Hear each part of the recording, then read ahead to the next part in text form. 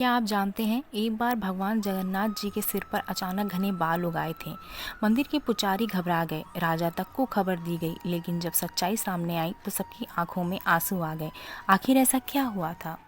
पुरी धाम में भगवान जगन्नाथ जी का भव्य मंदिर है। यहाँ हजारों भक्त भगवान के दर्शन करने आते हैं। उन्हीं भक्तों में एक बहुत गरीब बूढ़ी औरत भी थी। उसके पास न धन था न कपड़े थे, लेकिन उसके दिल में भगवान जगन्नाथ के लिए असीम प्रेम और सच्ची भक्ति थी। वह रोज मंदिर आती, भगवान के सामने बैठकर उनसे बातें करती और कहती, हे प्रभु, मेरे पास आपको देने के लिए कुछ नहीं है, बस मेरा प्रेम स्वीकार कर लीजिए। एक दिन जब वह मंदिर में दर्शन करने आई तो उसने भगवान जगन्नाथ की मूर्ति को ध्यान से देखा। उसे लगा कि भगवान के सिर पर बाल नहीं है। उसके मन में अचानक एक माँ जैसा भाव आ गया। वह सोचने लगी, अगर भगवान के सिर पर बाल नहीं है तो कहीं उन्हें ठंड ना लगती हो। उस रात वह घर गई, लेकिन उसका मन भगवान की चिंता में ही लगा रहा।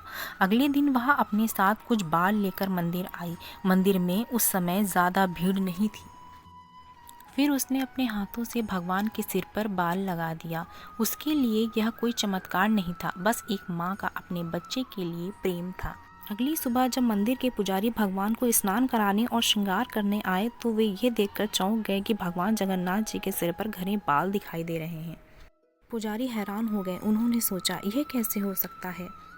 मंदिर में खबर फैल गई। लोग दूर दूर से इस चमत्कार को देखने आने लगे। आखिर यह बात पुरी के राजा तक भी पहुंच गई।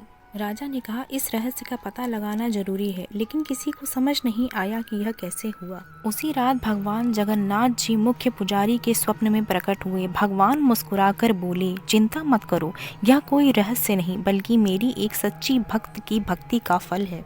फिर भगवान ने उस बूढ़ी औरत की पूरी कहानी पुजारी को बता दी।